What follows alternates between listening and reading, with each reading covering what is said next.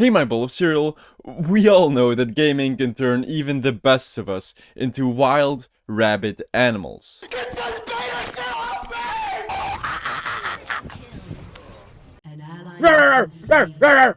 But what if I told you that animals can be pretty epic gamers too? And while most of you are probably familiar with the cute videos of animals getting outsmarted by pixels, albeit cats brutally murdering countless of virtual fishes just to please their own sociopathic desires, or a homo sapien seeing a scary lady peeing their pants and then obliterating their entire computer monitor. And while that is really entertaining, lately through innovation and creativity, humans have really pushed some boundaries by forcefully having animals entertain themselves by playing video games. The most notable of late being Pager, the monkey that gained telepathic abilities by drinking about 20 liters of banana milkshakes and then beat a human in the game of Pong. Okay, fine, maybe the neural lace brain implant that could register his neurological activities and then translate it into controller input had something to do with it. But ever since I heard of this story, my banana intake has gone from none to at least one every other week. Mom, I already ate a piece of fruit today. No, look, that was for a YouTube video. No, of course I'm eating more fruit than, like, one banana every other week. You're embarrassing me, okay? Bye, Mom. Love you. Bye. And while many are utilizing animals' reactions and skills in video games to push the boundaries of humanity's knowledge in neuroscience,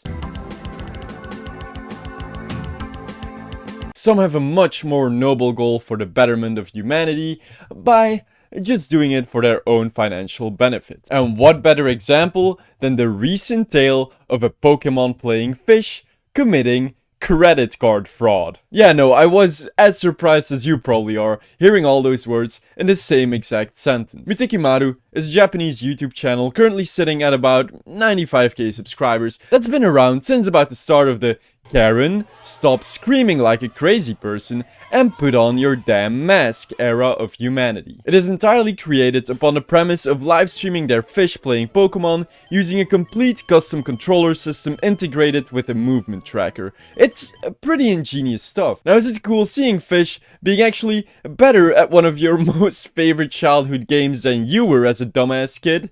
Hell yeah! Is it okay to trap your fish into a 1x1 feet container with nothing in it as to not interrupt your tracking system? Fuck no. And some of these fishes have been playing for thousands of hours without being paid. Sure, you can blame the fish for not unionizing, but they're fish and they just want to keep their jobs. Over the span of 2 years, these fish have finished about 6 classic Pokemon games. As an example, the fish managed to finish Pokemon Sapphire in about 3,195 hours, which is somehow still faster than I did it as a dumb little kid.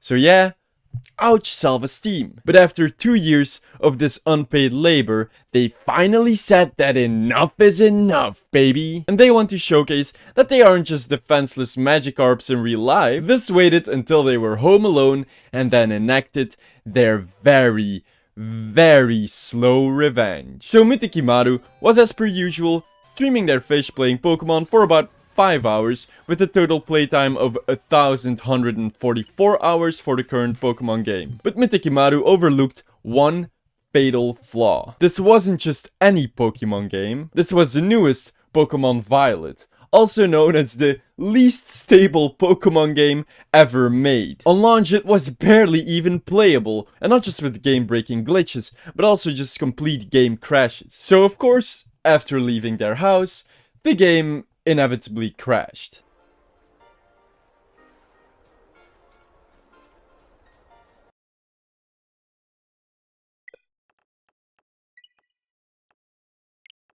This was the first crucial point in these little sea creatures' master plan. See, the streamer didn't have a backup safety option for when a game would crash.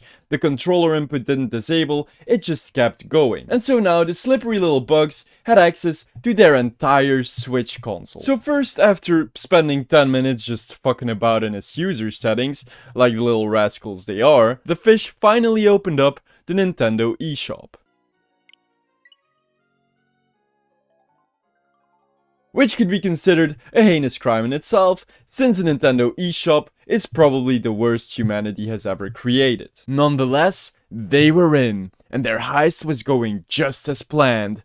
At the slowest rate possible, of course. First thing they did when accessing the eShop was going through the terms and conditions, proving that these weren't just little fish, these were complete goddamn sociopaths. Now, after reading the terms and conditions, the first thing they did was just changing Mitikimaru's name to Rowayayyyyy, solely for the kick of it. They even tried setting up a PayPal account to the point that Mitikimaru actually received an email for confirmation, but then decided that they wanted to make the situation even worse. Because you might be thinking, so far it's not that bad, and you're right, but the best is still yet to come. The creme de la creme, the grand finale of this heist, was that these fishes loaded up about 500 yen, which is $4 of credit, upon Mitikimaru's eShop account, and in the process showed his entire credit card info. And this was on stream for the entire world to witness. And sure, my Japanese isn't what it used to be,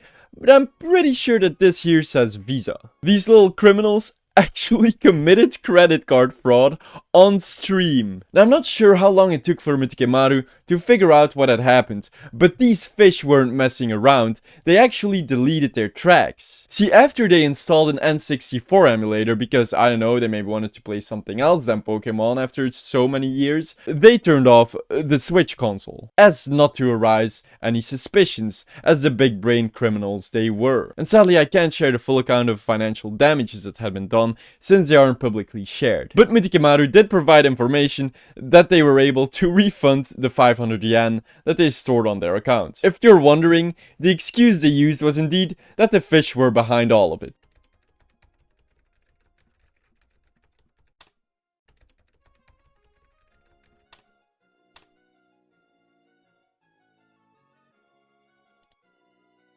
Imagine having to ask for a refund and then as excuse have to say, yeah, my fish bought it. Well, I'm not lying, you're lying. That's basically a more elaborate equivalent of my dog ate my internet router and now I couldn't access ChatGPT to finish my homework. But yeah, as I did in my previous videos, I have a surprise for the viewers that are still around. As you can see, I do not have a banner for my YouTube channel yet, but I'm in the process of making one. And I'd like to feature my early fans in my YouTube banner as cereal boxes. So, if you enjoyed my content and would like to be one of the boxes of cereal featured in my banner, just subscribe to my channel and comment on this video that if you could be a box of cereal, what your name would be.